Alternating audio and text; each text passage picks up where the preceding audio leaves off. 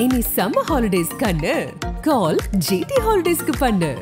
GT Holidays, South India's #1 travel brand. லக்னத்துக்கு 7க்கு அதிபதி மறைவு ஸ்தானம் சொல்லக்கூடிய 6 8 12ல ஆண்கள் ஜாதகம் என்றால் சுக்கிரன் 6 8 12ல மறைஞ்சிருந்தாலும் பெண்கள் ஜாதகம் என்றால் செவ்வாய் 6 8 12ல மறைஞ்சிருந்தாலும் திருமணம் தாமதமாகும். பொதுவாக 7ஆம் அதிபதியும் களத்திரக்காரகனும் 6 8 12 ஆகிய ஸ்தானங்கள்ல மறைஞ்சிருந்தால் அவங்களுக்கு திருமண வாழ்க்கை காலகாலத்தில் நடக்காம தாமதமாகக்கூடிய ஒரு நிலை உண்டாகும்.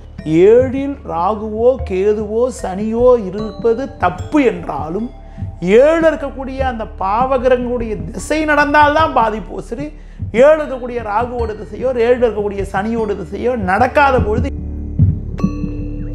ஒருத்தருடைய ஜாதகத்தில் லக்னத்துக்கு 7க்கு அதிபதி மறைவு ஸ்தானம் சொல்லக்கூடிய 6 8 12ல மறைஞ்சிருந்தாலும், அதே மாதிரி ஆண்கள் ஜாதகம் என்றால் சுக்கிரன் 6 8 12ல மறைஞ்சிருந்தாலும் பெண்கள் ஜாதகம் என்றால் செவ்வாய் 6 8 12ல மறைஞ்சிருந்தாலும் திருமணம் தாமதமாகும். அடுத்து நவ கிரகங்களில் திருமண தாமதம் மட்டும் இல்லாமல் எல்லா விஷயத்தையும் தாமதப்படுத்தக்கூடிய கிரகமாக இருப்பது சனி பகவான் ஆவார். ஒருத்தருடைய ஜாதகத்தில் சனி பார்வை 7ஆம் வீட்டுக்கு இருந்தாலும், ஆண்கள் ஜாதகத்தில் 7ஆம் அதிபதிக்கு சனி பார்வை இருந்தாலும், அதிலும் குறிப்பாக சுக்கிரனுக்கு சனி பார்வை இருந்தாலும், அடுத்து குறிப்பாக உங்களுக்கு பெண்கள் ஜாதகத்தில் செவ்வாய்க்கு சனி பார்வை இருந்தாலும் திருமணம் தாமதமாகும். பொதுவாக 7ஆம் அதிபதியும் களத்திரக்காரகனும் 6 8 12 ஆகிய ஸ்தானங்களில் மறைஞ்சிருந்தால் அவங்களுக்கு திருமண வாழ்க்கை காலகாலத்தில் நடக்காம தாமதமாகக்கூடிய ஒரு நிலை உண்டாகும். அடுத்த நிலை என்னவென்றால், பொதுவாக 2 7ல் பாவகிரகங்கள் இருப்பது தவறு. 2 7ல் சனி ராகு கேது இருப்பது அவ்வளவு சிறப்புன்னு சொல்ல முடியாது. சார் என்ன சார் நீங்கள் இப்படி 2 7ல் பாவகிரகங்கள் இருந்தால் தப்புன்னு சொல்லிட்டீங்கன்னு கேட்பீங்க. 2 7ல் பாவகிரகங்கள் இருந்தால் மட்டும் தப்புன்னு சொல்ல மாட்டேன். 2 7ல் இருக்கக்கூடிய பாவகிரகங்களுடைய திசை அல்லது புக்தி திருமணத்திற்காக நம்ம பார்க்கின்ற பொழுது அந்த திசாபுத்தி நடந்தால் திருமணம் கைகூட இடையூறுகள் ஏற்படும். ஒரு ஆணுக்கு திருமணத்திற்காக பார்க்கின்ற போது 27 28 வயசில் திருமணத்திற்காக பார்க்கின்ற போது ஒரு ஆணு ஜாதகத்தில் 7ல் இருக்கக்கூடிய சனி திசை நடந்தாலோ 7ல் இருக்கக்கூடிய ராகு திசை நடந்தாலோ அல்லது ராசிக்கு 7ல் இருக்கக்கூடிய சனியோட திசை நடந்தாலோ ராசிக்கு 7ல் இருக்கக்கூடிய ராகுவோட திசை நடந்தாலோ திருமணம் எளிதில் கைகூடுவதற்கு ஒரு சில இடையூறுகள் ஏற்படுகிறது. அதுபோல ஒரு ஆணின் ஜாதகத்தில் லக்னத்துக்கு 7ஆம் வீட்டில் கேது அமைய பெற்றாலும், ராசிக்கு 7ஆம் வீட்டில் கேது அமைய பெற்றாலும், அடுத்து பார்த்தீங்கன்றால் திருமணத்திற்காக நீங்கள் வரன் பார்க்கின்ற பொழுது கேதுவின் திசை அல்லது கேதுவின் புக்தி நடைபெற்றாலும் அந்த தசாபுத்தி முடிகிற வரைக்கும் திருமணத்திற்கான முயற்சிகள் நம்ம மேற்கொள்கின்ற போது ஒரு சில இடையூறுகள் ஏற்படுகிறது. 2 7ல் பாவகிரகங்கள் இருந்தால் மட்டுமே தாமதமாகும்னு சொல்ல, 2 7ல் இருக்கக்கூடிய பாவகிரகங்களுடைய தசாபுத்தி நடந்தால் தான் பாதிப்பு அதிகமாக இருக்குன்னு சொல்லுவேன். 2 அல்லது 7ல் இருக்கக்கூடிய பாவகிரகங்களுடைய திசை அல்லது புக்தி நடப்பில் நடக்கின்ற பொழுது திருமண முயற்சிகள் மேற்கொண்டால் தடைப்படும். ஒரு பெண் ஜாதகத்தில் 2ல் சனி இருக்காருன்னு வச்சிங்களேன், இப்போ ஒரு சுக்கிர திசையில சனி புத்தி நடக்குது, அடுத்து பார்த்தீங்கன்றால் ஒரு புதன் திசையில சனி புத்தி நடக்குதுன்னா, ஒரு ராகு திசையில சனி புத்தி நடக்குன்னா அந்த சனி புக்தி என்பது கிட்டத்தட்ட தோராயமாக ஒரு 3 வருட காலம் நடக்கும். அந்த 3 வருட காலத்திற்கு நீங்கள் திருமண முயற்சிகள் எவ்வளவு செஞ்சாலும் கைகூடாது. அந்த 3 வருட காலத்திற்கு திருமண முயற்சிகள் எவ்வளவு செஞ்சாலும் கைகூடாது. அதுபோல ஒரு ஆணின் ஜாதகத்தில் 7ல் சனி இருக்காரு, 7 ராகு இருக்காருன்னா அந்த ராகு புக்தி நடப்பில் நடக்கின்ற பொழுது அந்த ராகு புத்தி முடிய வரைக்கும் திருமணம் கைகூடாது. அதுபோல் 7ல் சனி இருந்தால் சனி புக்தி திருமண வயதில் நடைபெற்றால் அந்த திருமண புக்தி அந்த சனி புக்தி முடிய வரைக்கும் திருமணம் திருமணத்திற்கான எவ்வளவு முயற்சித்தாலும் கைகூடுவதற்கான வாய்ப்புகள் கிடையாது. பொதுவாக 2 7ல் பாவகிரகங்கள் இருந்து அந்த பாவர்களுடைய தசாபுத்தி நடப்பில் நடந்தால் அந்த தசாபுத்தி காலத்தில் திருமணம் கைகூடுவதில் இடையூறுகளும் தடைகளும் ஏற்படக்கூடிய ஒரு நிலை உண்டாகிறது. அடுத்து பார்த்தீங்கன்றால் ஒருத்தருடைய ஜாதகத்தில் கேது ஆதிக்கம் என்பது அவ்வளவு நல்ல அமைப்புன்னு சொல்ல முடியாது. கேதுவின் நட்சத்திரத்தில் ஒரு கிரகம் இருந்தால் அந்த ஜாதகருக்கு திருமண வாழ்க்கை சம்பந்தப்பட்ட விஷயங்களில் ஒரு நாட்டம் என்பது ஈடுபாடு என்பது சற்று குறைவாக இருக்கிறது. ஒரு ஆண் ஜாதகத்தில் 7ஆம் அதிபதி கேது நட்சத்திரத்தில் அமைய பெற்றாலும் சுக்கிரன் கேதுவோட நட்சத்திரம் இருப்பதும், பெண்கள் ஜாதகத்தில் 7ஆம் அதிபதி கேதுவோட நட்சத்திரம் இருக்கிறதும், செவ்வாய் கேதுவோட நட்சத்திரத்துக்கு இருக்கிறதும் ஒரு நல்ல அமைப்புன்னு சொல்ல முடியாது. அப்படிப்பட்ட ஒரு நிலையில் உங்களுக்கு பார்த்தீங்கன்றால் அந்த கேது சம்மந்தப்பட்ட தசாபுத்தி நடைபெறுகின்ற பொழுது, கேது நட்சத்திரத்தில் போய் அமையப்பெறக்கூடிய தசாபுத்தி நடைபெறுகின்ற பொழுது ஒரு சில இடங்களில் திருமணம் கைகூடுவதில் தடை இடையூறுகள் ஏற்படுகிறது. அப்படி திருமணம் நடைபெற்றாலும் ஒற்றுமை குறைவு, 2 பேருக்குள்ளே ஒரு அந்யோன்யம் குறைவாக இருக்கக்கூடிய ஒரு நிலையெல்லாம் உண்டாகிறது. பொதுவாக 7ஆம் அதிபதி மறைஞ்சிருந்தாலும் 7ஆம் அதிபதி ஆண் ஜாதத்தில் சுக்கிரன் சனி போன்ற கிரகங்கள், சுக்கிரனை சனி பார்த்தாலும் பெண்கள் ஜாதத்தில் செவ்வாவை சனி பார்த்தாலும் திருமணம் தாமதமாகும். அது முக்கிய காரணம். அடுத்து 7ஆம் அதிபதி மறைஞ்சிருந்தாலும் திருமணம் தாமதமாகும். அடுத்து 2-7 பாவகிரகம் இருந்து அந்த பாவகளுடைய தசாபுத்தி திருமண வயது காலத்தில் நடைபெற்றாலும் திருமணம் தாமதமாகும். இதெல்லாம் ஜோதிட காரண ரீதியாக இருக்கக்கூடிய பாயிண்ட்ஸ்.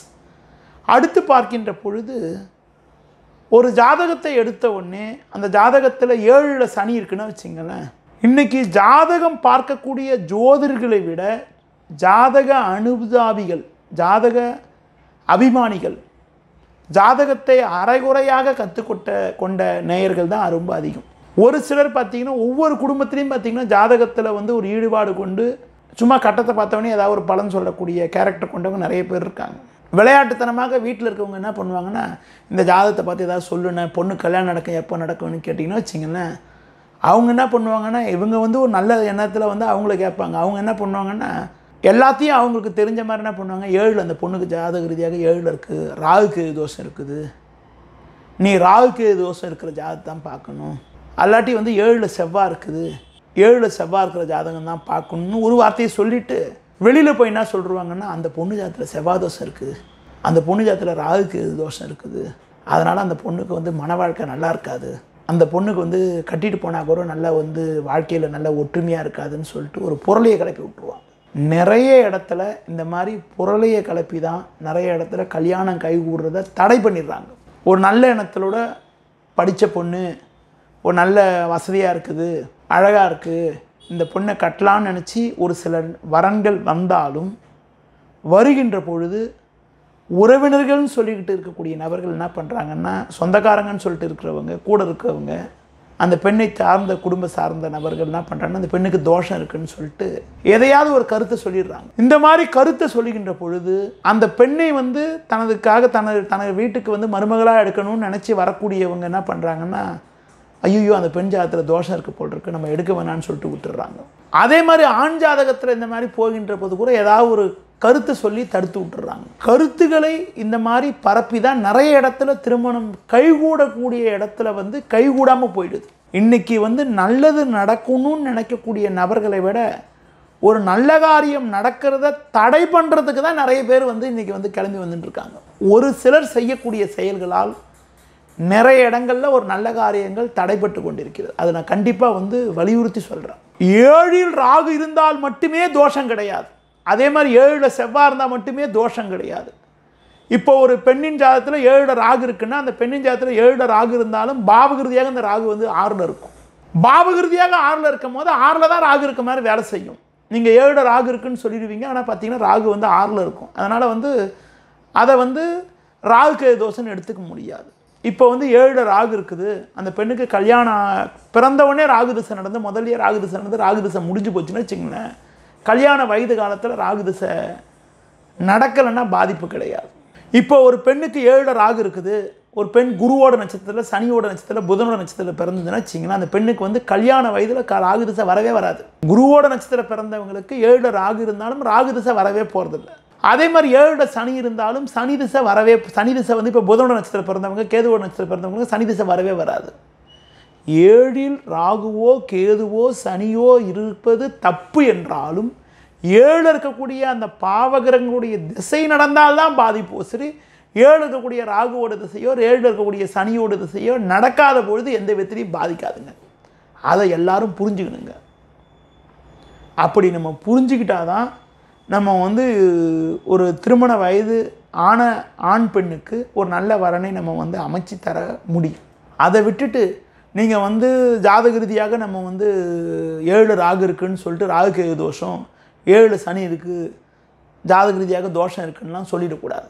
திருமண தாமதத்தை பற்றி அது மட்டும் இல்லாமல் திருமணம் தொடர்பாக மக்கள் மத்தியில் நிலவக்கூடிய கருத்துக்களை பற்றி ஒரு சில தகவல்கள் உங்களிடம் கூறினேன். மீண்டும் ஒரு நல்ல தருணத்தில் உங்களை சந்திக்கிறேன். நன்றி, வணக்கம். தமிழகத்தின் அரசியல் புலனாய்வு வரலாறு நக்கீரன் பப்ளிகேஷன்ஸ். இந்த கோடை விடுமுறையை புத்தகங்களுடன் கொண்டாடுங்கள். உலக புத்தக தினம் மற்றும் கோடை காலத்தை முன்னிட்டு ஏப்ரல் 23 முதல் மே 30 வரை நக்கீரன் வெளியீடுகளான அனைத்து நூல்களுக்கும் 25% சிறப்பு தள்ளுபடி. புத்தகங்களால் கோடையை கொண்டாடுவோம்.